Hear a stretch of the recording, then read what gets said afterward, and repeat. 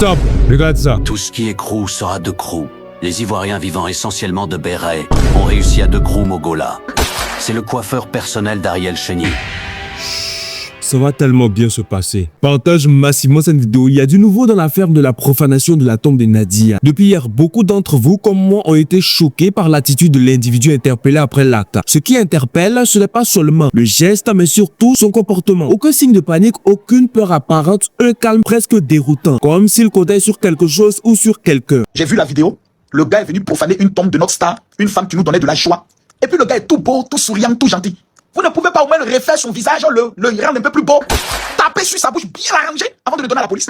Je ne sais pas. Depuis, plusieurs versions circulent sur les réseaux sociaux. Attention, à ce stade, il s'agit uniquement de rumeurs non confirmées. Selon certaines sources relayées en ligne, l'homme interpellé se prénommerait Serge et serait présenté par certains comme le coiffeur personnel d'Ariel Cheney. Aucune preuve officielle ne confirme cette information à l'heure actuelle et il est important de le préciser. D'autres versions encore plus graves évoquent un possible réseau de jeunes manipulés par des pratiques mystiques avec une histoire de commanditaire des sacrifices. Ah, c'est les petits brouteurs. Ils étaient 5. C'est pas lui seul, hein. C'est les jeunes de Villeneuve. Hier même là, ils étaient à l'ordre de l'enterrement. Ils sont les regardés le moment, comment ça s'est passé. Voilà comment c'est les marabouts qui les envoyaient.